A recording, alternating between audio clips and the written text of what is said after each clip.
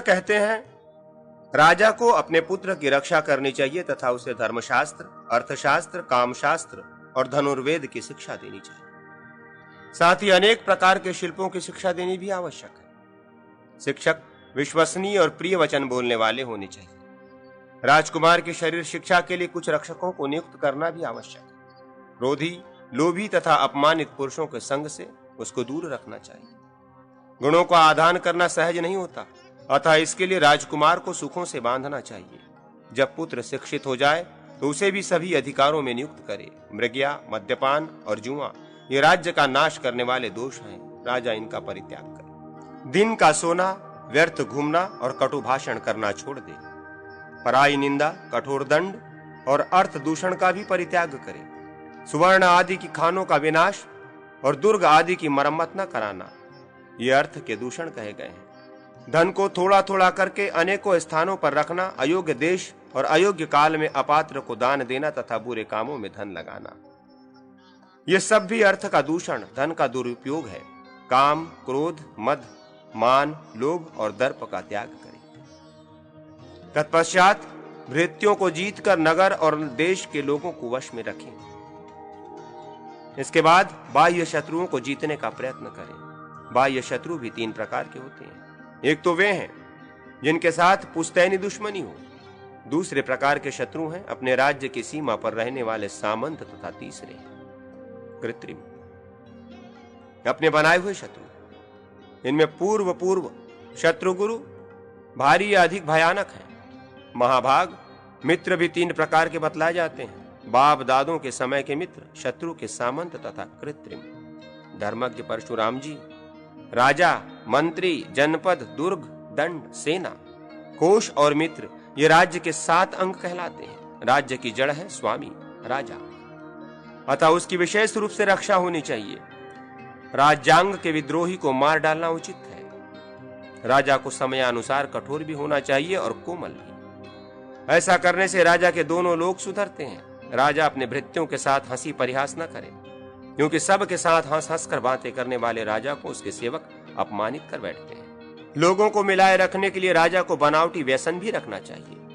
वो मुस्कुरा कर बोले और ऐसा बर्ताव करे जिससे सब लोग प्रसन्न रहे। दीर्घसूत्री, कार्य आरंभ में विलंब करने वाले राजा के कार्य की अवश्य हानि होती है, परंतु राग, दर्प, अभिमान, द्रोह, पाप कर्म तथा अप्रिय भाषण में दीर्घसूत्री, विलंब लगाने वाले राजा की प्रशंसा होती है। राजा को अपनी मंत्रणा गुप्त रखनी चाहिए। उसके गुप्त रहने से राजा पर कोई आपत्ति नहीं आती। राजा का राज्य संबंधी कोई कार्य पूरा हो जाने पर ही दूसरों को मालूम होना चाहिए। उसका प्रारंभ कोई भी जानने न पावे। मनुष्य के आकार, इशारे, चाल ढाल, चेष्टा, बातचीत तथा नेत्र और मुख के विकारों से उसके भीतर की बात पकड़ में आ जाती है। राजा न तो अकेले ही किसी गुप्त विषय पर विचार करे, न अधिक मनुष्यों को ही साथ रखे। बहुतों से सलाह अवश्य ले, किंतु अलग अलग सबको एक साथ बुलाकर नहीं।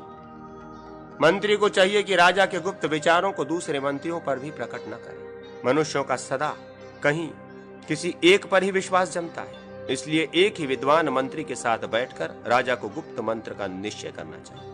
विनय का त्याग करने से राजा का नाश हो जाता है और विनय की रक्षा से उसे राज्य की प्राप्ति होती है। 3 वेदों के विद्वानों से त्रैविद्या, सनातन दंड नीति, आन्वक्षिकी, आध्यात्म विद्या तथा अर्थशास्त्र का ज्ञान प्राप्त करें। साथ ही वार्ता, कृषि, गोरक्षा एवं वाणिज्य आदि के प्रारंभ करने का ज्ञान लोक से प्राप्त करें। अपनी इंद्रियों को वश में रखने वाला राजा ही प्रजा को अधीन रखने में समर्थ होता है। देवताओं और समस्त ब्राह्मणों की पूजा करनी चाहिए तथा उन्हें दान भी देना चाहिए। ब्राह्मण को दिया हुआ दान अक्षय निधि है, उसे कोई भी नष्ट नहीं कर सकता। संग्राम में पीठ न दिखाना, प्रजा का पालन करना और ब्राह्मणों को दान देना, ये राजा के लिए परम कल्याण की बातें हैं। दीनों, अनाथों, वृद्धों तथा विधवा स्त्रियों के योगक्षेम का निर्वाह तथा उनके लिए आजीविका का प्रबंध करें। वर्ण और आश्रम धर्म की रक्षा तथा तपस्वियों का सत्कार राजा का कर्तव्य है। राजा कहीं भी विश्वास न करे, किंतु तपस्वियों पर अवश्य विश्वास करे। उसे यथार्थ युक्तियों के द्वारा दूसरों पर अपना विश्वास जमा लेना चाहिए। राजा बगुले की भांति अपने स्वार्थ का विचार करे और अवसर पाने पर सिंह के समान पराक्रम दिखावे। भेड़िए की तरह झपट कर शत्रु को विदीर्ण कर डाले खरगोश की भांति छलांगे भरते हुए अदृश्य हो जाए और सुअर की भांति दृढ़ता पूर्वक प्रहार करे। राजा मोर की भांति विचित्र आकार धारण करे, घोड़े के समान दृढ़ भक्ति वाला रखने वाला हो और कोयल की तरह मीठे वचन बोले, कौवे की तरह सबसे चौकन्ना रहे, रात में ऐसे स्थान पर रहे जो दूसरों को मालूम न हो, जांच या परख किए बिना भोजन और शैया को ग्रहण न करे, अपरिचित स्त्री के साथ समागम न करे, बेजान पहचान की नाव पर न चढ़े। अपने राष्ट्र की प्रजा को चूसने वाला राजा राज्य और जीवन दोनों से हाथ धो बैठता है। महाभाग, जैसे पाला हुआ बछड़ा बलवान होने पर काम करने के योग्य होता है, उसी प्रकार सुरक्षित राष्ट्र राजा के काम आता है। ये सारा कर्म दैव और पुरुषार्थ के अधीन है। इनमें दैव तो अंचित्य है, किंतु पुरुषार्थ में कार्य करने की शक्ति है। राजा के राज्य, पृथ्वी तथा लक्ष्मी की उत्पत्ति का एकमात्र कारण है प्रजा का अनुराग। अतः राजा को चाहिए कि वो सदा प्रजा को संतुष्ट रखे। पुरुषार्थ की प्रशंसा, साम आदि उपायों का प्रयोग तथा राजा की विविध देव रूपता का प्रतिपादन। पुष्कर कहते हैं, परशुराम जी, दूसरे शरीर से उपार्जित किए हुए अपने ही कर्म का नाम दैव समझिए। इसलिए मेघावी पुरुष पुरुषार्थ को ही श्रेष्ठ बतलाते हैं। दैव प्रतिकूल हो तो उसका पुरुषार्थ से निवारण किया जा सकता है तथा पहले के सात्विक कर्म से पुरुषार्थ के बिना भी सिद्धि प्राप्त हो सकती है। भृगुनंदन, पुरुषार्थ ही दैव की सहायता से समय पर फल देता है। दैव और पुरुषार्थ ये दोनों मनुष्य को फल देने वाले हैं। पुरुषार्थ द्वारा की हुई कृषि से वर्षा का योग प्राप्त होने पर समयानुसार फल की प्राप्ति होती है। अतः धर्मानुष्ठान पूर्वक पुरुषार्थ करे, आलसी न बने और दैव का भरोसा करके बैठा न रहे। साम आदि उपायों से आरंभ किए हुए सभी कार्य सिद्ध होते हैं। साम, दान, भेद, दंड, माया, उपेक्षा और इंद्रजाल, ये 7 उपाय बतलाए गए हैं। इनका परिचय सुनिए। तथ्य और अतथ्य 2 प्रकार का साम कहा गया है। उसमें अतथ्य साम साधु पुरुषों के लिए कलंक का ही कारण होता है। अच्छे कुल में उत्पन्न, सरल, धर्मपरायण और जितेंद्रिय पुरुष साम से ही वश में होते हैं। अतथ्य साम के द्वारा जो राक्षस भी वशीभूत हो जाता है। उनके किए हुए उपकारों का वर्णन भी उन्हें वश में करने का अच्छा उपाय है। जो लोग आपस में द्वेष रखने वाले तथा कुपित, भयभीत एवं अपमानित हैं, उनमें भेद नीति का प्रयोग करें और उन्हें अत्यंत भय दिखावे। अपनी ओर से उन्हें आशा दिखावे तथा जिस दोष से वे दूसरे लोग डरते हों, उसी को प्रकट करके उनमें भेद डालें। शत्रु के कुटुंब में भेद डालने वाले पुरुष की रक्षा करनी चाहिए। सामंत का क्रोध बाहरी कोप है तथा मंत्री, अमात्य और पुत्र आदि का क्रोध भीतरी क्रोध के अंतर्गत है। अतः पहले भीतरी कोप को शांत करके सामंत आदि शत्रुओं के बाह्य कोप को जीतने का प्रयत्न करें। सभी उपायों में दान श्रेष्ठ माना गया है। दान से इस लोक और परलोक दोनों में सफलता प्राप्त होती है। ऐसा कोई भी नहीं है जो दान से वश में न जाता हो। दानी मनुष्य ही परस्पर सुख संगठित रहने वाले लोगों में भी भेद डाल सकता है। साम, दान और भेद, इन तीनों में से जो कार्य सिद्ध ना हो सके उसे दंड के द्वारा सिद्ध करना चाहिए। दंड में सब कुछ स्थित है। दंड का अनुचित प्रयोग अपना ही नाश कर डालता है। जो दंड के योग्य नहीं है उनको दंड देने वाला तथा जो दंडनीय है उनको दंड न देने वाला राजा नष्ट हो जाता है। यदि राजा दंड के द्वारा सबकी रक्षा न करे तो देवता, दैत्य, नाग, मनुष्य, सिद्ध, भूत और पक्षी ये सभी अपनी मर्यादा का उल्लंघन कर जाएं। चूंकि ये उद्दंड पुरुषों का दमन करता और अदंडनीय पुरुषों को दंड देता है, इसलिए दमन और दंड के कारण विद्वान पुरुष इसे दंड कहते हैं। जब राजा अपने तेज से इस प्रकार तप रहा हो कि उसकी ओर देखना कठिन हो जाए, तब वो सूर्यवत होता है।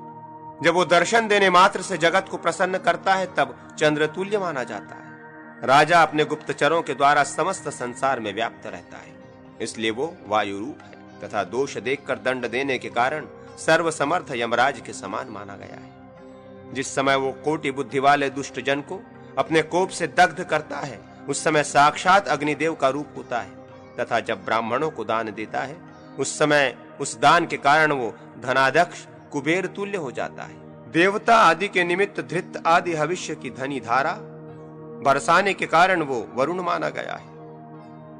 भूपाल अपने क्षमा नामक गुण से जब संपूर्ण जगत को धारण करता है, उस समय पृथ्वी का स्वरूप जान पड़ता है तथा उत्साह, मंत्र और प्रभु शक्ति आदि के द्वारा वो सब का पालन करता है। इसलिए साक्षात भगवान विष्णु का स्वरूप है। अपराधों के अनुसार दंड के प्रयोग। पुष्कर कहते हैं, राम, अब मैं दंड नीति का प्रयोग बतलाऊंगा जिससे राजा को उत्तम गति प्राप्त होती है। 3 जौ का 1 कृष्णल समझना चाहिए। 5 कृष्णल का 1 मास होता है। 60 कृष्णल अथवा 12 मास आधे कर्ष के बराबर बताए गए हैं। 16 मास का 1 सुवर्ण माना गया है। 4 सुवर्ण का 1 निष्क और 10 निष्क का 1 धरण होता है। ये तांबे, चांदी और सोने का मान बताया गया है। परशुराम जी, तांबे का जो कर्ष होता है उसे विद्वानों ने कार्षिक और कार्षापण नाम दिया है। 250 पर्ण पैसे प्रथम साहस दंड माना गया है। 500 पर्ण मध्यम साहस और 1000 पर्ण उत्तम साहस दंड बताया गया है। चोरों के द्वारा जिसके धन की चोरी नहीं हुई है, तो भी जो चोरी का धन वापस देने वाले राजा के पास जाकर झूठ ही ये कहता है कि मेरा इतना धन चुराया गया है, उसके कथन की असत्यता सिद्ध होने पर उससे उतना ही धन दंड के रूप में वसूल करना चाहिए। जो मनुष्य चोरी में गए हुए धन के विपरीत जितना धन बतलाता है अथवा जो जितना झूठ बोलता है, उन दोनों से राजा को दंड के रूप में दूना धन वसूल करना चाहिए, क्योंकि वे दोनों ही धर्म को नहीं जानते। झूठी गवाही देने वाले क्षत्रिय, वैश्य और शूद्र, इन तीनों वर्णों को कठोर दंड देना चाहिए, किंतु ब्राह्मण को केवल राज्य से बाहर कर देना ही उचित है। उसके लिए दूसरे किसी दंड का विधान नहीं है। धर्मज्ञ जिसने धरोहर हड़प ली हो, उस पर धरोहर के रूप में रखे हुए वस्त्र आदि की कीमत के बराबर दंड लगाना चाहिए। ऐसा करने से धर्म की हानि नहीं होती। जो धरोहर को नष्ट करा देता है अथवा जो धरोहर रखे बिना ही किसी से कोई वस्तु मांगता है, उन दोनों को चोर के समान दंड देना चाहिए या उनसे दूना जुर्माना वसूल करना चाहिए। यदि कोई पुरुष अनजान में दूसरे का धन बेच देता है तो वो भूल स्वीकार करने पर निर्दोष माना गया है, परंतु जो जानबूझकर अपना बताते हुए दूसरे का सामान बेचता है, वो चोर के समान दंड पाने का अधिकारी है। जो अग्रिम मूल्य लेकर भी अपने हाथ का काम बनाकर न दे, वो भी दंड देने का ही योग्य है। जो देने की प्रतिज्ञा करके न दे, उस पर राजा को सुवर्ण 16 मास का दंड लगाना चाहिए। जो मजदूरी लेकर काम न करे, उस पर 8 कृष्णल जुर्माना लगाना चाहिए। जो असमय में भृत्य का त्याग करता है, उस पर भी उतना ही दंड लगाना चाहिए। कोई वस्तु खरीदने या बेचने के बाद जिसको कुछ पश्चाताप हो, वो धन का स्वामी 10 दिन के भीतर दाम लौटाकर माल ले सकता है, अथवा खरीदार को यदि माल पसंद न आवे तो वो 10 दिन के भीतर उसे लौटाकर दाम ले सकता है। 10 दिन से अधिक हो जाने पर यह आदान प्रदान नहीं हो सकता।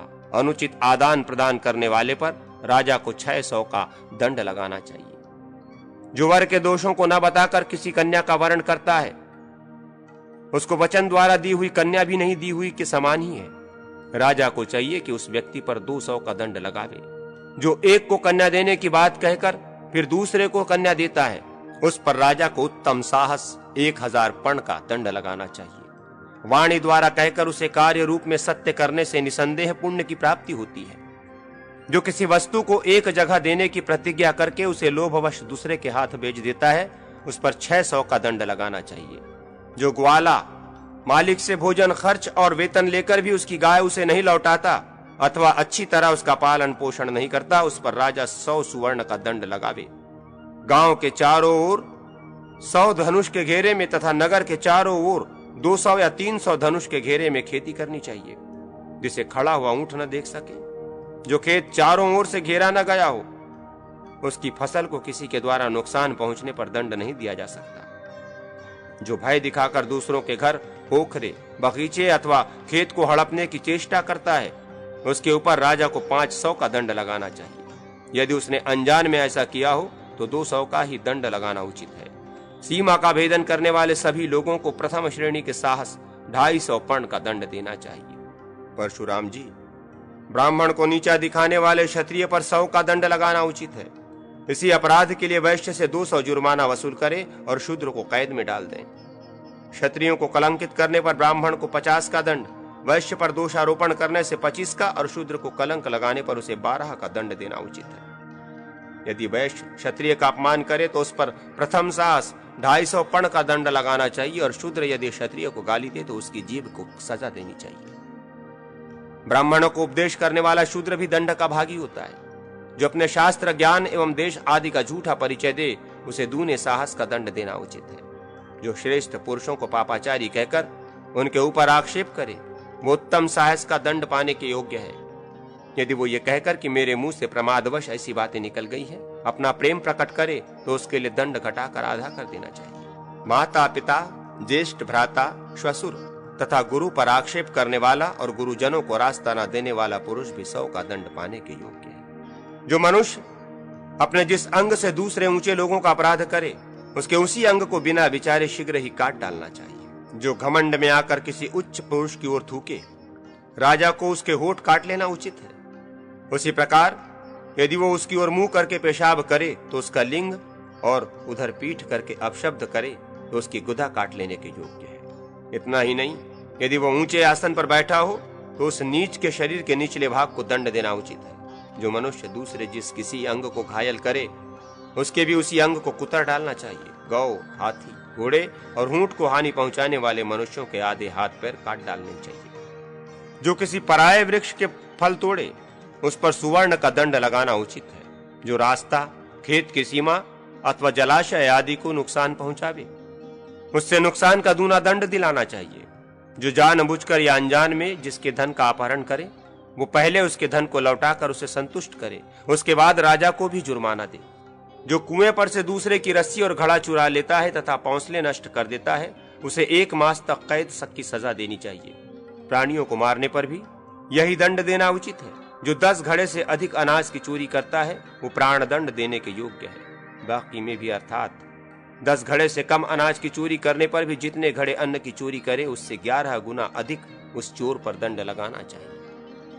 सोने, चांदी आदि द्रव्यों, पुरुषों तथा स्त्रियों का अपहरण करने पर अपराधी को वध का दंड देना चाहिए। चोर जिस जिस अंग से जिस जिस प्रकार मनुष्यों के प्रतिकूल चेष्टा करता है उसके उसी अंग को वैसी ही निष्ठुरता के साथ कटवा डालना राजा का कर्तव्य है। इससे चोरों को चेतावनी मिलती है। यदि ब्राह्मण बहुत थोड़ी मात्रा में शाक और धान्य आदि ग्रहण करता है तो वो दोष का भागी नहीं होता। गो सेवा तथा देव पूजा के लिए भी कोई वस्तु लेने वाला ब्राह्मण दंड के योग्य नहीं है।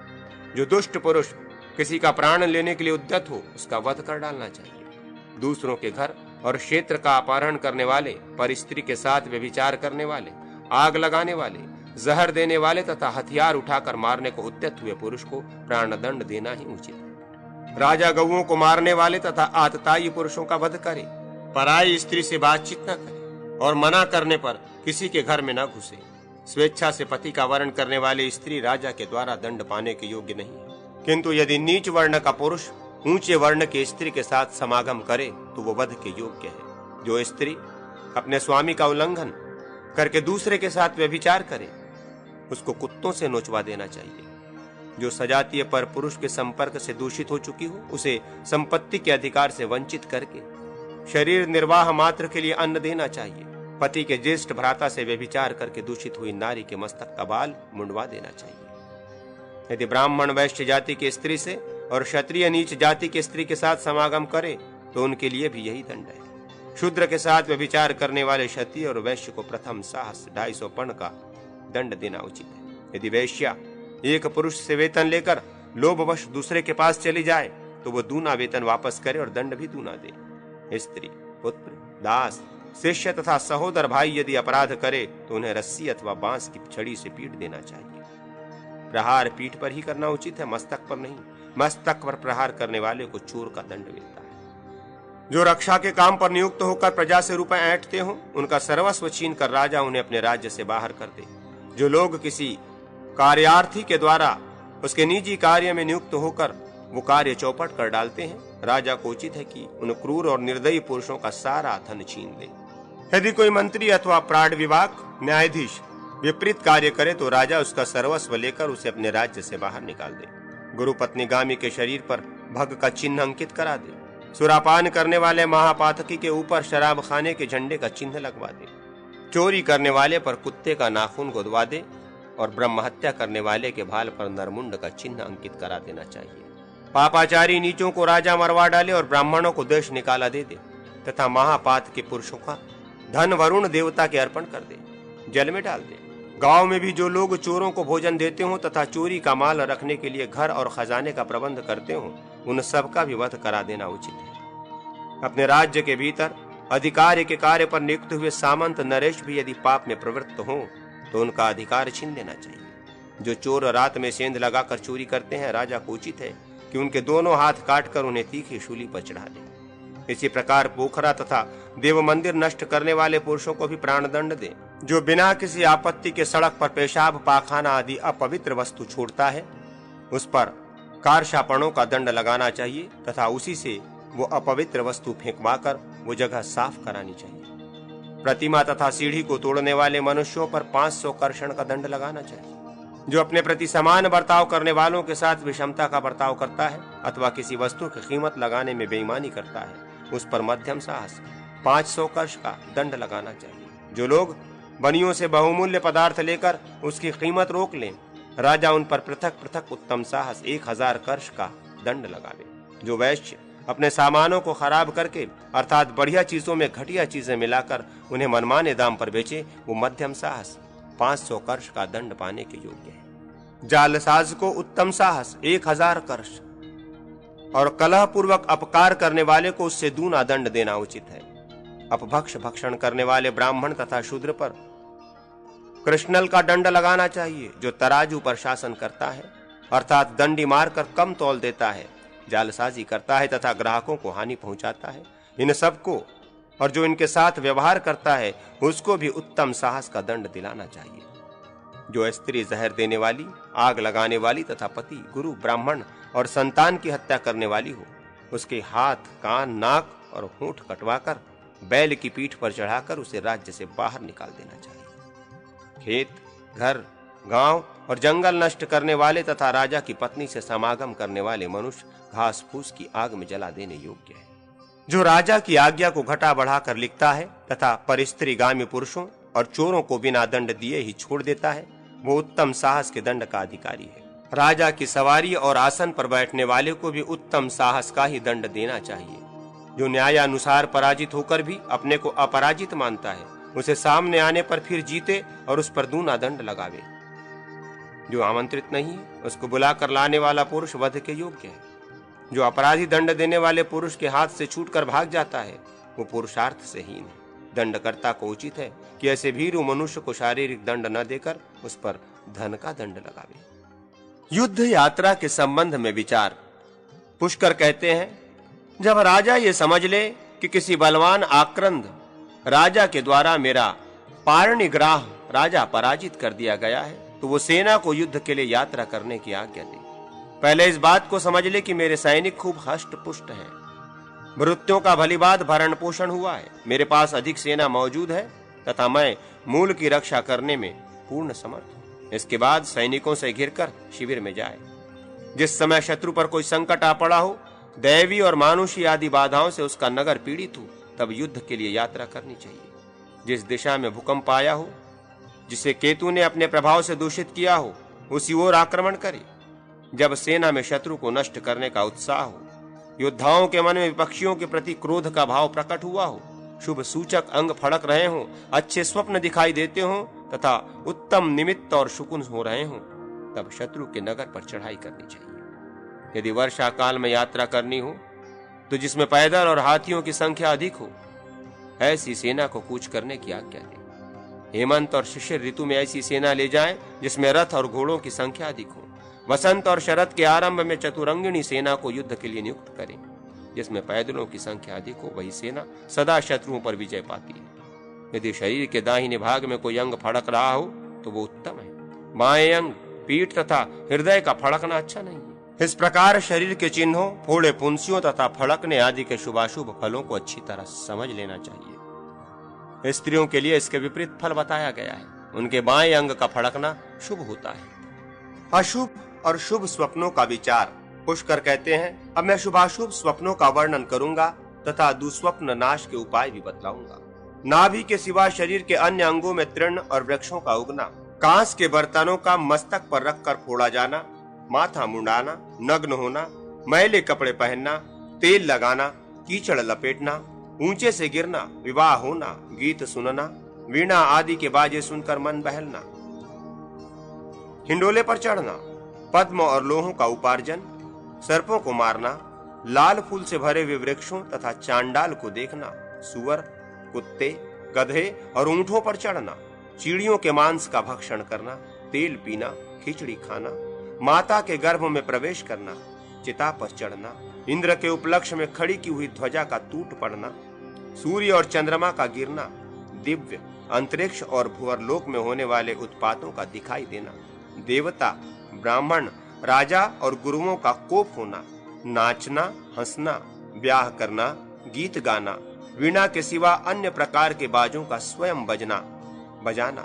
नदी में डूबकर नीचे जाना, गोबर, कीचड़ तथा स्याही मिलाए हुए जल से स्नान करना, कुमारी कन्याओं का आलिंगन, पुरुषों का एक दूसरे के साथ मैथुन, अपने अंगों की हानि, वमन और विरेचन करना, दक्षिण दिशा की ओर जाना, रोग से पीड़ित होना, फलों की हानि, धातुओं का भेदन, घरों का गिरना, घरों में झाड़ू देना, पिशाचों, राक्षसों, वानरों तथा चांडाल आदि के साथ खेलना, शत्रु से अपमानित होना, उसकी ओर से संकट का प्राप्त होना, गेरुआ वस्त्र धारण करना, गेरुए वस्त्रों से खेलना, तेल पीना या उसमें नहाना, लाल फूलों की माला पहनना और लाल ही चंदन लगाना, ये सब बुरे स्वप्न हैं। इन्हें दूसरों पर प्रकट न करना अच्छा है।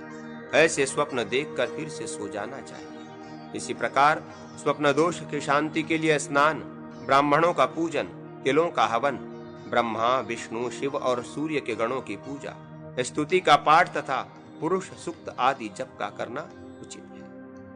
रात के पहले प्रहर में देखे हुए स्वप्न का 1 वर्ष तक फल देने वाले होते हैं। दूसरे प्रहर के स्वप्न 6 महीने में, तीसरे प्रहर के 3 महीने में, चौथे प्रहर के 15 दिनों में और अरुणोदय की वेला में देखे हुए स्वप्न 10 ही दिनों में अपना फल प्रकट करते हैं। यदि एक ही रात में शुभ और अशुभ दोनों ही प्रकार के स्वप्न दिखाई पड़े तो उनमें जिसका पीछे दर्शन होता है उसी का फल बतलाना चाहिए। अतः शुभ स्वप्न देखने के पश्चात सोना अच्छा नहीं माना जाता है। स्वप्न में पर्वत, महल, हाथी, घोड़े और बैल पर चढ़ना हितकर होता है। परशुराम जी, यदि पृथ्वी पर या आकाश में सफेद फूलों से भरे हुए वृक्षों का दर्शन हो, अपने नाभि से वृक्ष अथवा तिनका उत्पन्न हो, अपने भुजाएं और मस्तक अधिक दिखाई दें, सिर के बाल पक जाएं तो उसका फल उत्तम होता है। सफेद फूलों की माला और श्वेत वस्त्र धारण करना, चंद्रमा, सूर्य और ताराओं को पकड़ना, परिमार्जन करना, इंद्र की ध्वजा का आलिंगन करना, ध्वजा को ऊंचे उठाना, पृथ्वी पर पड़ती हुई जल की धारा को अपने ऊपर रोकना, शत्रुओं को बुरी दशा देखना, वाद विवाद, जुआ तथा संग्राम में अपनी विजय देखना, खीर खाना, रक्त का देखना, खून से नहाना, सुरा, मद्य अथवा दूध पीना, अस्त्रों से घायल होकर धरती पर छटपटाना, आकाश का स्वच्छ होना तथा गाय, भैंस, सिंहनी, हथिनी और घोड़ी को मुंह से दूहना, ये सब उत्तम स्वप्न है। देवता, ब्राह्मण और गुरुओं की प्रसन्नता, गौओं के सींग तथा चंद्रमा से घिरे हुए जल के द्वारा अपना अभिषेक होना, ये स्वप्न राज्य प्रदान करने वाले हैं। ऐसा समझना चाहिए। परशुराम जी, अपना राज्याभिषेक होना, अपने मस्तक का काटा जाना, मरना, आग में पड़ना, ग्रह आदि में लगी हुई आग के भीतर जलना, राज चिन्हों का प्राप्त होना, अपने हाथ से वीणा बजाना, ऐसे स्वप्न भी उत्तम एवं राज्य प्रदान करने वाले होते हैं। जो स्वप्न के अंतिम भाग में राजा, हाथी, घोड़ा, स्वर्ण, बैल तथा गाय को देखता है, उसका कुटुंब बढ़ता है। बैल, हाथी, महल की छत, पर्वत शिखर तथा वृक्ष पर चढ़ना, रोना, शरीर में घी और विष्ठा का लग जाना तथा अगम्या स्त्री के साथ समागम करना, ये सब शुभ स्वप्न है। अशुभ और शुभ शकुन पुष्कर कहते हैं। परशुराम जी, श्वेत वस्त्र, स्वच्छ जल, फल से भरा हुआ वृक्ष, निर्मल आकाश, खेत में लगे हुए अन्न और काला धान्य, इनका यात्रा के समय दिखाई देना अशुभ है। रुई, तृण मिश्रित सूखा गोबर, कंडा, धन, अंगार, ग्रह, करायल, मूंड मुड़ाकर तेल लगाया हुआ नग्न साधु, लोहा, कीचड़, चमड़ा, बाल, पागल मनुष्य, हिजड़ा, चांडाल, स्वच्छपच आदि बंधन की रक्षा करने वाले मनुष्य, गर्भिणी स्त्री, विधवा, तिल की खली, मृत्यु, भूसी, राख, खोपड़ी, हड्डी और फूटा हुआ बर्तन, युद्ध यात्रा के समय इनका दिखाई देना अशुभ माना जाता है। बाजों का वो शब्द जिसमें फूटे हुए झांझ की भयंकर ध्वनि सुनाई पड़ती हो, अच्छा नहीं माना गया है। चले आओ, यह शब्द यदि सामने की ओर से सुनाई पड़े तो उत्तम है, किंतु पीछे की ओर से शब्द हो तो अशुभ माना गया है। जाओ, यह शब्द यदि पीछे की ओर से हो तो उत्तम है, किंतु आगे की ओर से हो तो निंदित होता है। कहां जाते हो? ठहरो, न जाओ, वहां जाने से तुम्हें क्या लाभ है? ऐसे शब्द अनिष्ट की सूचना देने वाले हैं। यदि ध्वजा आदि के ऊपर चील आदि मांसाहारी पक्षी बैठ जाएं, घोड़े, हाथी आदि वाहन लड़खड़ा कर गिर पड़े, हथियार टूट जाएं, हार आदि के द्वारा मस्तक पर चोट लगे तथा छत्र और वस्त्र आदि को कोई गिरा दे, तो ये सब अपशकुन मृत्यु का कारण बनते हैं। भगवान विष्णु की पूजा और स्तुति करने से अमंगल का नाश होता है। यदि दूसरी बार इन अपशकुनों का दर्शन हो तो घर लौट जाए। यात्रा के समय श्वेत पुष्पों का दर्शन श्रेष्ठ माना गया है। भरे हुए घड़े का दिखाई देना तो बहुत ही उत्तम है। मांस, मछली, दूर का कोलाहल, अकेला वृद्ध पुरुष, पशुओं में बकरे, गौ, घोड़े तथा हाथी, देव प्रतिमा, प्रज्वलित अग्नि, दूरदा, ताजा गोबर, वेश्या, सोना, चांदी, रत्न, बच, सरसों आदि औषधियां, मूंग, आयुधों में तलवार, छाता, पीढ़ा, राजसिंह, जिसके पास कोई रोता न हो ऐसा शव, फल, घी, दही, दूध, अक्षत, दर्पण, मधु, शंख, ईख, शुभ सूचक वचन, भक्त पुरुषों का गाना बजाना, मेघ की गंभीर गर्जना, बिजली की चमक तथा मन का संतोष, ये सब शुभ शकुन है। एक और सब प्रकार के शुभ शकुन और दूसरी ओर मन की प्रसन्नता, ये दोनों बराबर है। शकुन के भेद तथा विभिन्न जीवों के दर्शन से होने वाले शुभाशुभ फल का वर्णन पुष्कर कहते हैं। राजा के ठहरने जाने अथवा प्रश्न करने के समय होने वाले शकुन उसके देश और नगर के लिए शुभ और अशुभ फल की सूचना देते हैं। शकुन दो प्रकार के होते हैं, दीप्त और शांत। दैव का विचार करने वाला ज्योतिषियों ने संपूर्ण दीप्त शकुनों का फल अशुभ तथा शांत शकुनों का फल शुभ बतलाया है। वेलादीप्त, दिग्दीप्त, देशदीप्त, क्रियादीप्त, ऋतुदीप्त और जाति दीप्त के भेद से दीप्त शकुन 6 प्रकार के बताए गए हैं। उनमें पूर्व को अधिक प्रबल समझना चाहिए। दिन में विचरने वाले प्राणी रात्रि में और रात्रि में चलने वाले प्राणी दिन में विचरते दिखाई दें तो उसे वेलादीप्त जानना चाहिए। इसी प्रकार जिस समय नक्षत्र, लग्न और ग्रह आदि क्रूर अवस्था को प्राप्त हो जाएं, वो भी वेलादीप्त के ही अंतर्गत है। सूर्य जिस दिशा को जाने वाला हो वो धूमिता, जिसमें मौजूद हो वो ज्वलिता, जिसे छोड़ आए हों वो अंगारिणी मानी गई है। ये 3 दिशाएं दीप्त और शेष 5 दिशाएं शांत कहलाती हैं। दीप्त दिशा में जो शकुन हो उसे दिग्दीप्त कहा गया है। यदि गांव में जंगली और जंगल में ग्रामीण पशु पक्षी आदि मौजूद हो तो वो निंदित देश है। इसी प्रकार जहां निंदित वृक्ष हो वो स्थान भी निंद एवं अशुभ माना गया है। विप्रवर, अशुभ देश में जो शकुन होता है उसे देश द्युक्त समझना चाहिए। अपने वर्ण धर्म के विपरीत अनुचित कर्म करने वाला पुरुष क्रियादीप्त बतलाया गया है। उसका दिखाई देना क्रियादीप्त शकुन के अंतर्गत है। फटी हुई भयंकर आवाज का सुनाई पड़ना त्रुत्र दीप्त कहलाता है। केवल मांस भोजन करने वाले प्राणी को जाति दीप्त समझना चाहिए। उसका दर्शन भी जाति दीप्त शकुन है। दीप्त अवस्था के विपरीत जो शकुन हो वो शांत बतलाया गया है। उसमें भी उपर्युक्त सभी भेद यत्न पूर्वक जानने चाहिए। यदि शांत और दीप्त के भेद मिले हुए हों तो उसे मिश्र शकुन कहते हैं। इस प्रकार विचार कर उसका फलाफल बतलाना चाहिए। गौ, घोड़े, ऊंट, गधे, कुत्ते, सारिका, मैना, ग्रहगोधिका, गिरगिट, चटक, गौरैया, भास, चील या मुर्गा और कछुए आदि प्राणी ग्रामवासी कहे गए हैं। बकरा, भेड़ा, तोता, गजराज, सुअर, भैंसा और कौवा ये ग्रामीण भी होते हैं और जंगली भी। इनके अतिरिक्त और सभी जीव जंगली कहे गए हैं। बिल्ली और मुर्ग भी ग्रामीण तथा जंगली होते हैं। उनके रूप में भेद होता है, इसी से वे सदा पहचाने जाते हैं। गोकर्ण, खच्चर, मोर, चक्रवाक, गधे, हारित, कौवे, कुलाह, कुकुब, बाज, गीदड़, खंचरीट, वानर, शतघ्न, चटक, कोयल, नीलकंठ, शेन, कपिंजल, चातक, तीतर, शतपत्र, कबूतर, खंजन, दायुत्य, जलकाक, शुक, राजीव, मुर्गा, भरदुल और सारंग ये दिन में चलने वाले प्राणी हैं। वागुरी, उल्लू, शरभ, क्रौंच, खरगोश, कछुआ, लोमासिका और पिंगलिका ये रात्रि में चलने वाले प्राणी बताए गए हैं। हंस, मृग, बिलाव, नेवला, रीछ, सर्प, व्रकारी, सिंह, व्याघ्र, ऊंट, ग्रामीण सुअर, मनुष्य, शाश्विद, वृषभ, गोमायु, वृक, कोयल, सारस, घोड़े, गोधा और कौपीनधारी पुरुष ये दिन और रात दोनों में चलने वाले हैं।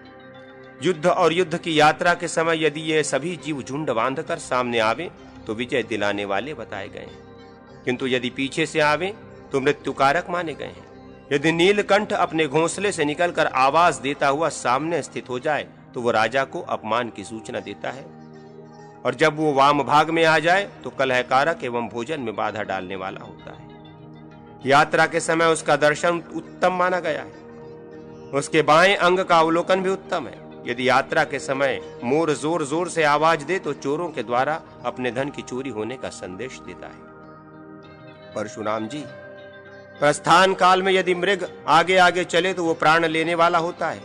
रीछ, चूहा, सियार, बाघ, सिंह, बिलाव, गधे ये यदि प्रतिकूल दिशा में जाते हो, गधा जोर जोर से रेंकता हो और कपिंजल पक्षी बाईं अथवा दाहिनी ओर स्थित हो तो ये सभी उत्तम माने गए हैं, किंतु कपिंजल पक्षी यदि पीछे की ओर हो तो उसका फल निंदित है। यात्रा काल में तीतर का दिखाई देना अच्छा नहीं है। मृग, सुअर और चितकबरे हिरन ये यदि बाएं होकर फिर दाएं हो जाएं तो सदा कार्य साधक होते हैं। इसके विपरीत यदि दाहिने से बाएं चले जाएं तो निंदित माने गए हैं। बैल, घोड़े, गीदड़, बाघ, सिंह, बिलाव और गधे यदि दाहिने से बाएं जाएं तो ये मनोवांछित वस्तु की सिद्धि करने वाले होते हैं, ऐसा समझना चाहिए।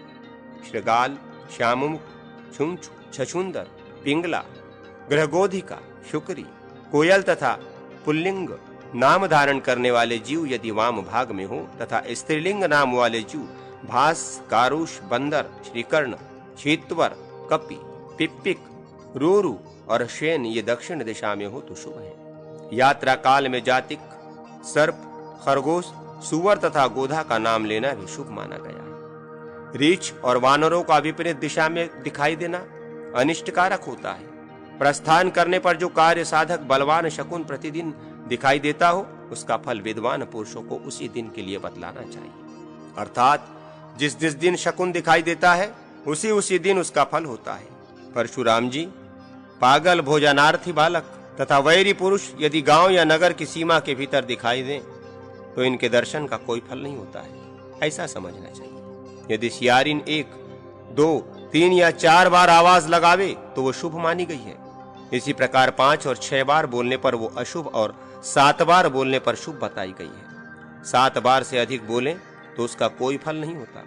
यदि रास्ते में सूर्य की ओर उठती हुई कोई ऐसी ज्वाला दिखाई दे जिस पर दृष्टि पड़ते ही मनुष्यों के रोंगटे खड़े हो जाएं और सेना के वाहन भयभीत हो उठे तो वो भय बढ़ाने वाली महान भय की सूचना देने वाली होती है, ऐसा समझना चाहिए। यदि पहले किसी उत्तम देश में सारंग का दर्शन हो तो वो मनुष्य के लिए 1 वर्ष तक शुभ की सूचना देता है। उसे देखने से अशुभ में भी शुभ होता है।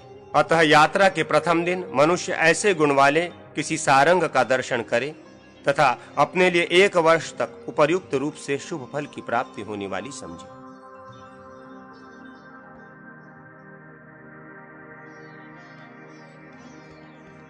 कौवे, कुत्ते, गौ, घोड़े और हाथी आदि के द्वारा होने वाले शुभाशुभ शकुनों का वर्णन। पुष्कर कहते हैं, जिस मार्ग से बहुतेरे कौवे शत्रु के नगर में प्रवेश करें उसी मार्ग से घेरा डालने पर उस नगर के ऊपर अपना अधिकार प्राप्त होता है। यदि किसी सेना या समुदाय में बाईं ओर से भयभीत कौवा रोता हुआ प्रवेश करे तो वो आने वाले अपार भय की सूचना देता है। छाया, तंबू, रावटी आदि, अंग, वाहन, उपानह, छत्र और वस्त्र आदि के द्वारा कौवे को कुचल डालने पर अपने लिए मृत्यु की सूचना मिलती है। उसकी पूजा करने पर अपनी भी पूजा होती है तथा अन्न आदि के द्वारा उसका इष्ट करने पर अपना भी शुभ होता है। यदि कौवा दरवाजे पर बारंबार आया जाया करे तो वो उस घर के किसी परदेशी व्यक्ति के आने की सूचना देता है, तथा यदि वो कोई लाल या जली हुई वस्तु मकान के ऊपर डाल देता है तो उससे आग लगने की सूचना मिलती है। भृगुनंदन,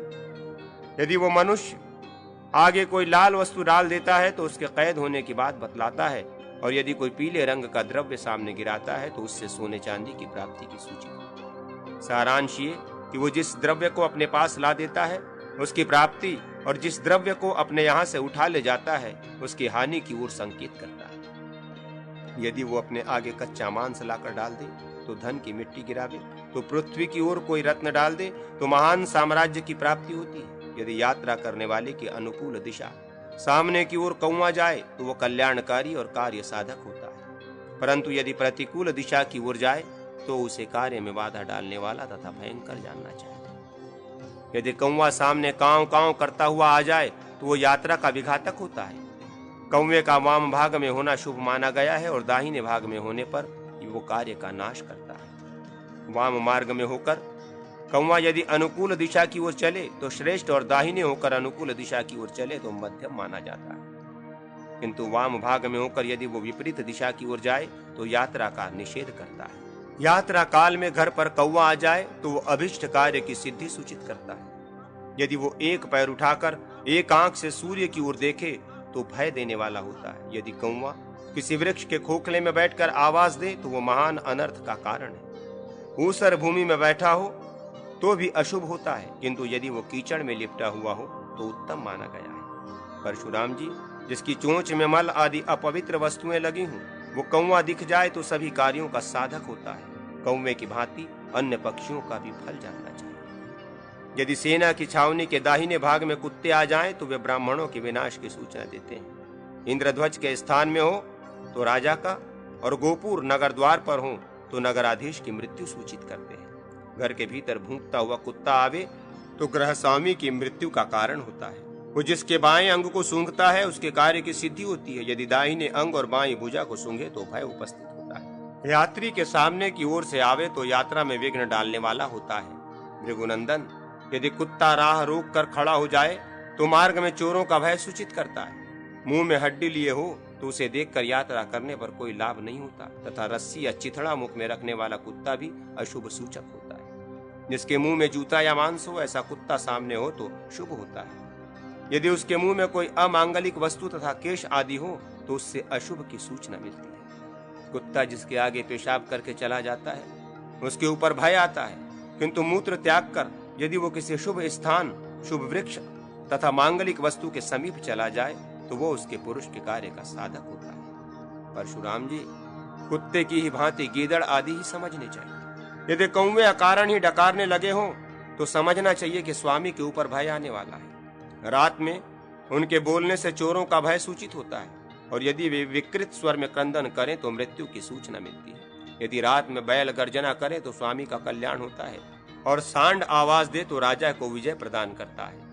यदि अपनी दी हुई तथा अपने घर पर मौजूद रहने वाली गौवें अभक्ष भक्षण करें और अपने बछड़ों पर भी स्नेह करना छोड़ दे तो गर्भाशय की सूचना देने वाली मानी गई है।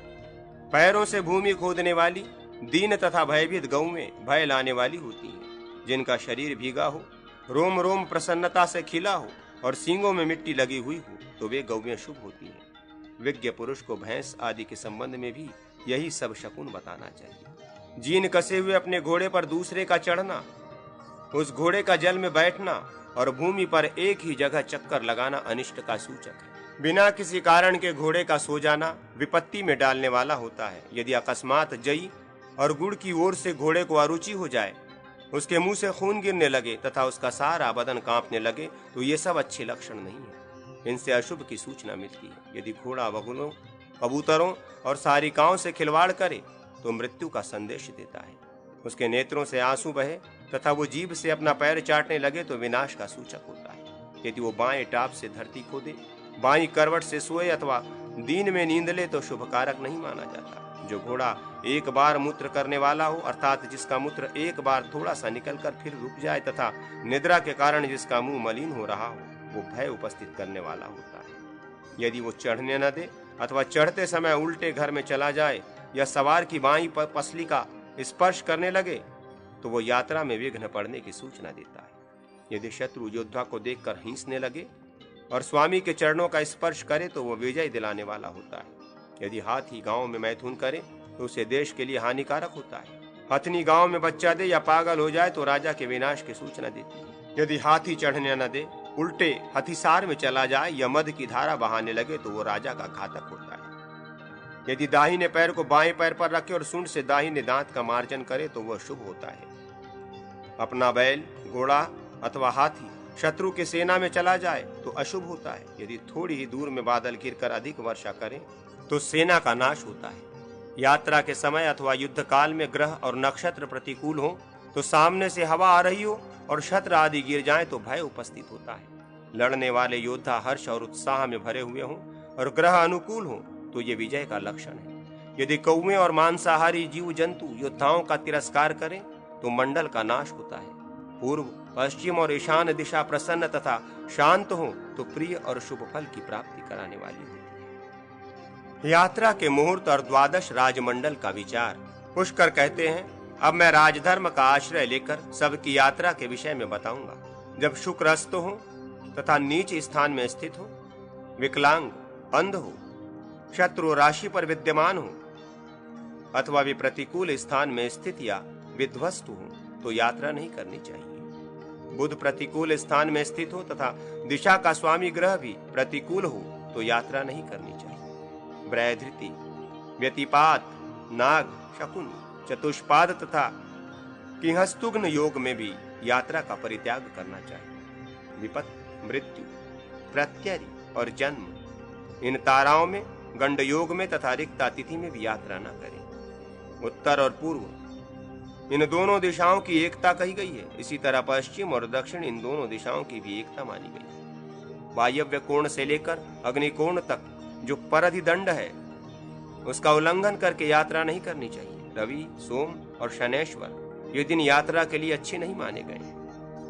कृतिका से लेकर 7 नक्षत्र समूह पूर्व दिशा में रहते हैं। मघा आदि 7 नक्षत्र दक्षिण दिशा में रहते हैं। अनुराधा आदि 7 नक्षत्र पश्चिम दिशा में रहते हैं तथा धनिष्ठा आदि 7 नक्षत्र उत्तर दिशा में रहते हैं। अग्निकोण से वायु कोण तक परिधिदंड रहा करता है, अतः इस प्रकार यात्रा करनी चाहिए जिससे परिधिदंड का उल्लंघन न हो। पूर्वोक्त नक्षत्र उन दिशाओं के द्वार हैं। सभी द्वार उन दिशाओं के लिए उत्तम है। अब मैं तुम्हें छाया का मान बतलाता हूँ। रविवार को 20, सोमवार को 16, मंगलवार को 15, बुध को 14, बृहस्पति को 13, शुक्र को 12 तथा शनिवार को 11 अंगुल छायामान कहा गया है, जो सभी कर्मों के लिए विहित है। जन्म लग्न में तथा सामने इंद्रधनुष उदित हुआ हो तो मनुष्य यात्रा न करे। शुभ शकुन आदि होने पर श्री हरि का स्मरण करते हुए विजय यात्रा करनी चाहिए। परशुराम जी, अब मैं आपसे मंडल का विचार बतलाऊंगा। राजा की सब प्रकार से रक्षा करनी चाहिए। राजा, मंत्री, दुर्ग, कोष, दंड, मित्र और जनपद, ये राज्य के 7 अंग बतलाए जाते हैं। इन 7 अंगों से युक्त राज्य में विघ्न डालने वाले पुरुषों का विनाश करना चाहिए। राजा को उचित है कि अपने सभी मंडलों में वृद्धि करे। अपना मंडल ही यहाँ सबसे पहला मंडल है। सामंत नरेशों को ही उस मंडल का शत्रु जानना चाहिए। विजिगीषु, राजा के सामने सीमावर्ती सामंत उसका शत्रु है। उस शत्रु राज्य से जिसकी सीमा लगी है वो शत्रु का शत्रु होने से विजिगीषु का मित्र है। इस प्रकार शत्रु, मित्र, अरिमित्र, मित्र मित्र तथा अरिमित्र मित्र, ये 5 मंडल के आगे रहने वाले हैं। इनका वर्णन किया गया है। अब पीछे रहने वालों को बताता हूं, सुनिए। पीछे रहने वालों में पहला पराशनि ग्राह है और उसके पीछे रहने वाला आक्रंद कहलाता है। तदनंतर इन दोनों के पीछे रहने वाले आसार होते हैं, जिन्हें क्रमशः प्राशनिग्राहासार और आक्रंदासार कहते हैं। नरश्रेष्ठ, विजय की इच्छा रखने वाले राजा शत्रु के आक्रमण से युक्त हो अथवा उससे मुक्त, उसकी विजय के संबंध में कुछ निश्चय पूर्वक नहीं कहा जा सकता। विजिगीषु तथा शत्रु दोनों के असंगठित होने पर उनका निग्रह और अनुग्रह करने में समर्थ तटस्थ राजा मध्यस्थ कहलाता है। जो बलवान नरेश इन तीनों के निग्रह और अनुग्रह में समर्थ हो उसे उदासीन कहते हैं। कोई भी किसी का शत्रु या मित्र नहीं है। सभी कारणवश ही एक दूसरे के शत्रु और मित्र होते हैं। इस प्रकार मैंने आपसे ये 12 राजाओं के मंडल का वर्णन किया। शत्रुओं के 3 भेद जानने चाहिए, कोल्य, अनंतर और कृत्रिम।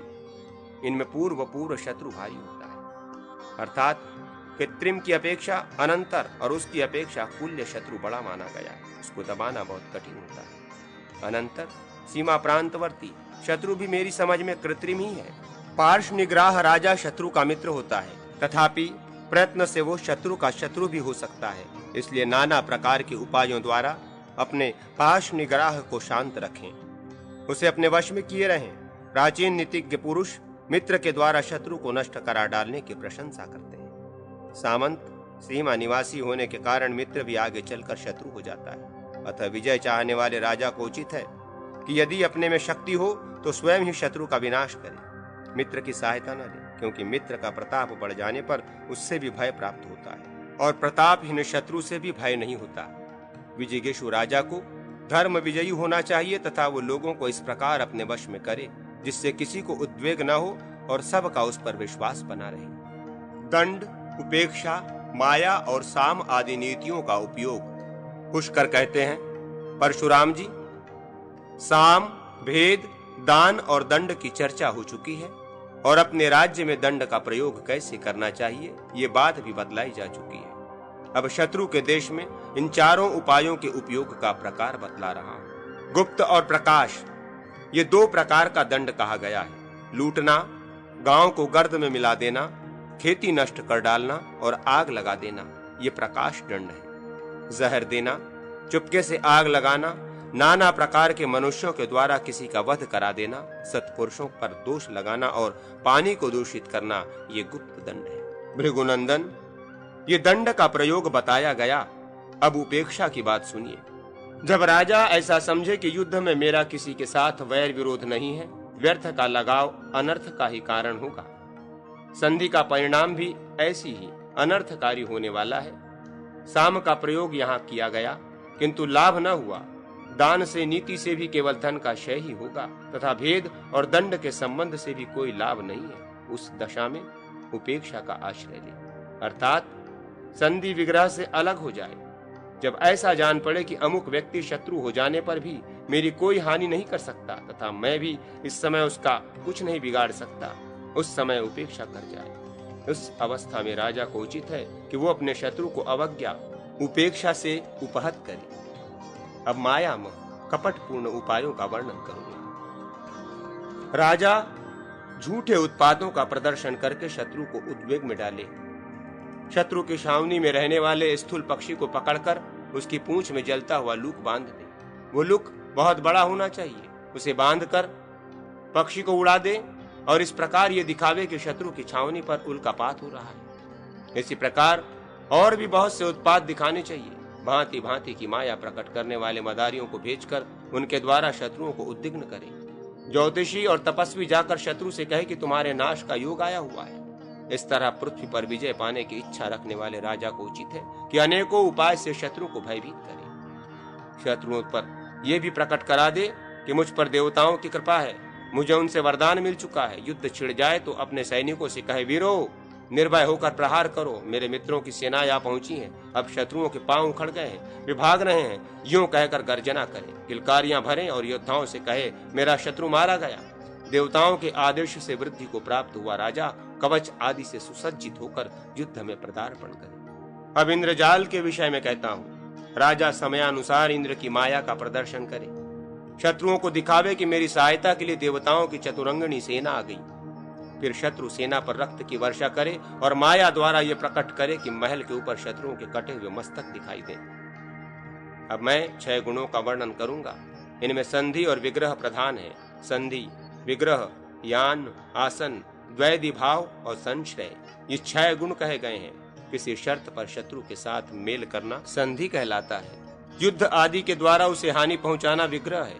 विजयाभिलाषी राजा जो शत्रु के ऊपर चढ़ाई करता है उसी का नाम यात्रा अथवा यान है। विग्रह छेड़कर अपने ही देश में स्थित रहना आसन कहलाता है। आधी सेना को किले में छिपाकर आधी सेना के साथ युद्ध की यात्रा करना द्वैभी भाव कहा गया है। उदासीन अथवा मध्यम राजा की शरण लेने का नाम संश्रय है। जो अपने से हीन न होकर बराबर या अधिक प्रबल हो उसी के साथ संधि का विचार करना चाहिए। यदि राजा स्वयं बलवान हो और शत्रु अपने से हीन निर्बल जान पड़े तो उसके साथ विग्रह करना ही उचित है। हीनावस्था में भी यदि अपना शासन निग्राह्य विशुद्ध स्वभाव का हो, तभी बलिष्ठ राजा का आश्रय लेना चाहिए।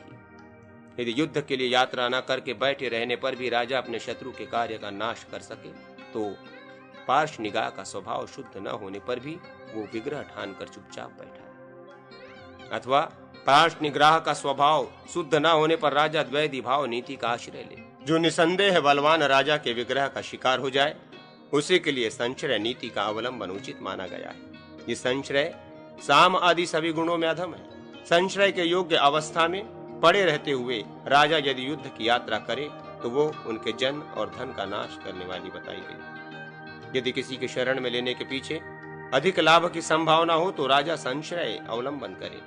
सब प्रकार की शक्ति का नाश हो जाने पर ही दूसरे की शरण लेनी चाहिए। राजा की नित्य चर्चा। पुष्कर कहते हैं, परशुराम जी, अब निरंतर किए जाने योग्य कर्म का वर्णन करता हूं, जिसका प्रतिदिन आचरण करना उचित है। जब 2 घड़ी रात बाकी रहे तो राजा नाना प्रकार के वाद्यों, बंदीजनों द्वारा की हुई स्तुतियों तथा मंगल गीतों की ध्वनि सुनकर निद्रा का परित्याग करे। तत्पश्चात गूढ़ पुरुषों, गुप्तचरों से मिले। वे गुप्तचर ऐसे हों जिन्हें कोई भी यह न जान सके कि ये राजा के ही कर्मचारी हैं। इसके बाद विधि पूर्वक आय और व्यय का हिसाब सुने। फिर शौच आदि से निवृत्त होकर राजा स्नान गृह में प्रवेश करे।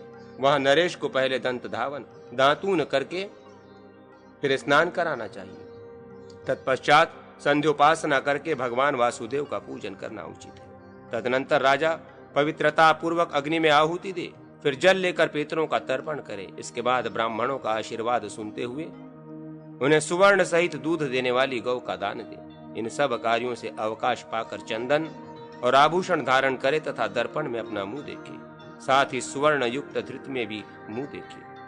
फिर दैनिक कथा आदि का श्रवण करे। तदनंतर वैद्य की बताई हुई दवा का सेवन करके मांगलिक वस्तुओं का स्पर्श करे। फिर गुरु के पास जाकर उनका दर्शन करें और उनका आशीर्वाद लेकर राजसभा में प्रवेश करें। महाभाग, सभा में विराजमान होकर राजा ब्राह्मणों, अमात्यों तथा मंत्रियों से मिले। साथ ही द्वारपाल ने जिनके आने की सूचना दी हो उन प्रजाओं को भी बुलाकर उन्हें दर्शन दे, उनसे मिले। फिर इतिहास का श्रवण करके राज्य का कार्य देखे। नाना प्रकार के कार्यों में जो कार्य अत्यंत आवश्यक हो उसका निश्चय करे। तत्पश्चात प्रजा के मामले मुकदमों को देखे और मंत्रियों के साथ गुप्त परामर्श करे। मंत्रणा न तो एक के साथ करे, न अधिक मनुष्यों के साथ, न मूर्खों के साथ और न अविश्वसनीय पुरुषों के साथ ही करे। उसे सदा गुप्त रूप से ही करे, दूसरों पर प्रकट न होने दे। मंत्रणा को अच्छी तरह छिपा कर रखे, जिससे राज्य में कोई बाधा न पहुंचे। यदि राजा अपनी आकृति को परिवर्तित न होने दे, सदा एक रूप में रहे, तो वो गुप्त मंत्रणा की रक्षा का सबसे बड़ा उपाय माना गया है।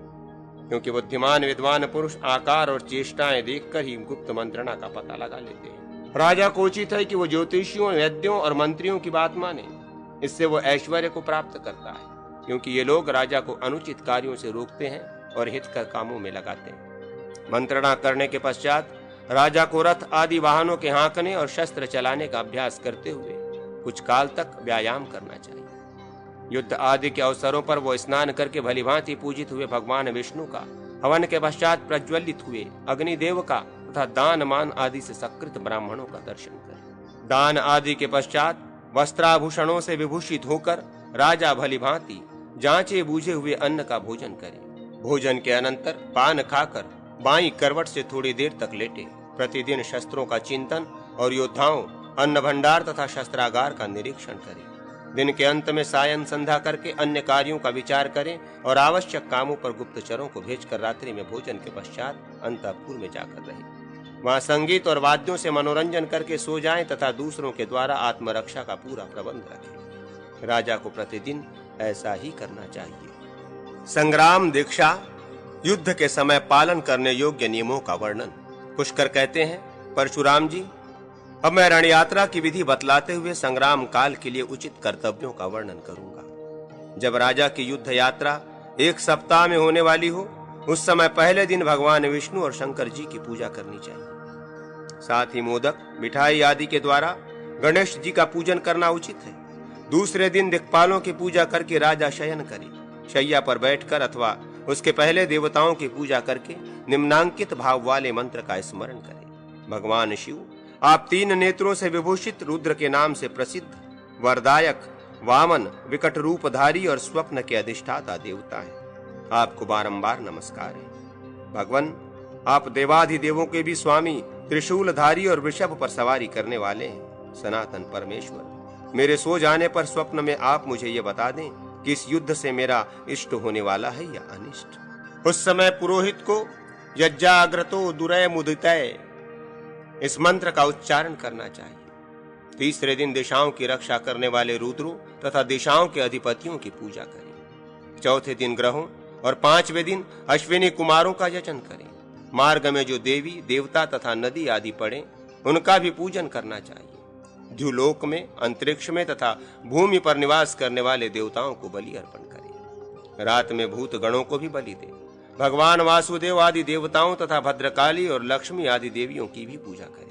इसके बाद संपूर्ण देवताओं से प्रार्थना करें। वासुदेव, संकर्षण, प्रद्युम्न, अनिरुद्ध, नारायण, ब्रह्मा, विष्णु, नरहरि, वराह, शिव, ईशान, तत्पुरुष, अघोर, वामदेव, सदोज्जात, सूर्य, सोम, भौम, बुध, बृहस्पति, शुक्र, शनैश्वर, राहु, केतु, गणेश, कार्तिकेय, चंडिका, उमा, लक्ष्मी, सरस्वती, दुर्गा, ब्रह्माणी आदि गण, रुद्र, इंद्रादि देव, अग्नि, नाग, गरुड़ तथा द्युलोक, अंतरिक्ष एवं भूमि पर निवास करने वाले अनन्यान्य देवता मेरी विजय के साधक हो। मेरी दी हुई ये भेंट और पूजा स्वीकार करके सब देवता युद्ध में मेरे शत्रुओं का मर्दन करें। देवगण, मैं माता, पुत्र और भृत्यों सहित आपकी शरण में आया हूँ। आप लोग शत्रु सेना के पीछे जाकर उनका नाश करने वाले हैं। आपको हमारा नमस्कार है। युद्ध में विजय पाकर यदि लौटूंगा तो आप लोगों को इस समय जो पूजा और भेंट दी है उससे भी अधिक मात्रा में पूजा चढ़ाऊंगा। छठे दिन राज्याभिषेक की भांति विजय स्नान करना चाहिए तथा यात्रा के 7वें दिन भगवान त्रिविक्रम वामन का पूजन करना आवश्यक है। निराजन के लिए बताए हुए मंत्रों द्वारा अपने आयुध और वाहन की भी पूजा करें। साथ ही ब्राह्मणों के मुख से पुण्याह और जय शब्द के साथ निम्नांकित भाव वाले मंत्र का श्रवण करें। राजन, द्युलोक, अंतरिक्ष और भूमि पर निवास करने वाले देवता तुम्हें दीर्घायु प्रदान करें। तुम देवताओं के समान सिद्धि प्राप्त करो। तुम्हारी ये यात्रा देवताओं की यात्रा हो तथा संपूर्ण देवता तुम्हारी रक्षा करें। यह आशीर्वाद सुनकर राजा आगे यात्रा करे। धनन्वागा इत्यादि मंत्र द्वारा धनुष बाण हाथ में लेकर तद्व विष्णु इस मंत्र का जप करते हुए शत्रु के सामने दाहिना पैर बढ़ाकर 32 पग आगे जाए। फिर पूर्व, दक्षिण, पश्चिम एवं उत्तर में जाने के लिए क्रमशः हाथी, रथ, घोड़े तथा भार ढोने में समर्थ जानवर पर सवार होवे और जुझारू बाजों के साथ आगे की यात्रा करें। पीछे फिर कर न देखें। एक कोस जाने के बाद ठहर जाएं और देवता तथा ब्राह्मणों की पूजा करें। पीछे आती हुई अपनी सेना की रक्षा करते हुए ही राजा को दूसरे के देश में यात्रा करनी चाहिए। विदेश में जाने पर भी अपने देश के आचार का पालन करना राजा का कर्तव्य है। वो प्रतिदिन देवताओं का पूजन करे, किसी की आय नष्ट न होने दे और उस देश के मनुष्यों का कभी अपमान न करे। विजय पाकर पुनः अपने नगर में लौट आने पर राजा देवताओं की पूजा करे और दान दे। जब दूसरे दिन संग्राम छिड़ने वाला हो तो पहले दिन हाथी, घोड़े आदि वाहनों को नहलावे तथा भगवान नरसिंह का पूजन करे। रात्रि में शस्त्र आदि राज चिन्हों, अस्त्र शस्त्रों तथा भूत गणों की अर्चना करके सवेरे पुनः भगवान नरसिंह की एवं संपूर्ण वाहन आदि की पूजा करें। पुरोहित के द्वारा हवन किए हुए अग्निदेव का दर्शन करके स्वयं भी उसमें आहुति डाले और ब्राह्मणों का सत्कार करके धनुष बाण ले। हाथी आदि पर सवार हो युद्ध के लिए जाए। शत्रु के देश में अदृश्य रहकर प्रकृति कल्पना मोर्चाबंदी करे। यदि अपने पास थोड़े से सैनिक हो तो उन्हें एक जगह संगठित रखकर युद्ध में प्रवृत्त करे और यदि योद्धाओं की संख्या अधिक हो तो उन्हें इच्छा अनुसार फैला दे, अर्थात उन्हें बहुत दूर में खड़ा करके युद्ध में लगावे। थोड़े से सैनिकों का अधिक संख्या वाले योद्धाओं के साथ युद्ध करने के लिए सूचीमुख नामक व्यूह उपयोगी होता है। व्यूह 2 प्रकार के बताए गए हैं: प्राणियों के शरीर की भांति और द्रव्य स्वरूप। गरुड़ व्यूह, मकर व्यूह, चक्र व्यूह, श्वेन व्यूह, अर्धचंद्र व्यूह, वज्र व्यूह, शकट व्यूह, सर्वतोभद्र मंडल व्यूह और सूची व्यूह। ये 9 व्यूह प्रसिद्ध है। सभी व्यूहों के सैनिकों को 5 भागों में विभक्त किया जाता है। 2 पक्ष, 2 अनुपक्ष और एक 5वां भाग भी अवश्य रखना चाहिए। योद्धाओं के 1 या 2 भागों से युद्ध करें और 3 भागों को उनकी रक्षा के लिए रखें। स्वयं राजा को कभी व्यूह में नियुक्त नहीं करना चाहिए, क्योंकि राजा ही सबकी जड़ है। उस जड़ के कट जाने पर सारे राज्य का विनाश हो जाता है। अतः स्वयं राजा युद्ध में प्रवृत्त न हो, वो सेना के पीछे 1 कोस की दूरी पर रहे। वहां रहते हुए राजा का यह कार्य बताया गया है कि वो युद्ध से भागे हुए उत्साहियों को उत्साहित करके धैर्य बंधावे। सेना के प्रधान अर्थात सेनापति के भागने या मारे जाने पर सेना नहीं ठहर पाती। व्यूह में योद्धाओं को न तो एक दूसरे से सटाकर खड़ा करें और न बहुत दूर दूर पर ही। उनके बीच में इतनी ही दूरी रहनी चाहिए जिससे कि एक दूसरे के हथियार आपस में टकराने न पावे। जो शत्रु सेना की मोर्चाबंदी तोड़ना चाहता है वो अपने संगठित योद्धाओं के द्वारा ही उसे तोड़ने का प्रयत्न करे, तथा शत्रु के द्वारा भी यदि अपनी सेना के व्यूह भेदन के लिए प्रयत्न हो रहा हो तो उसकी रक्षा के लिए संगठित वीरों को ही नियुक्त करना चाहिए। अपने इच्छा के अनुसार सेना को ऐसा व्यूह बनावे जो शत्रु के व्यूह में घुसकर उसका भेदन कर सके। हाथी के पैरों की रक्षा करने के लिए 4 रथ नियुक्त करें। रथ की रक्षा के लिए 4 घुड़सवार, उनकी रक्षा के लिए उतने ही ढाल लेकर युद्ध करने वाले सिपाही तथा ढाल वालों के बराबर ही धनुर्धर वीरों को तैनात करें।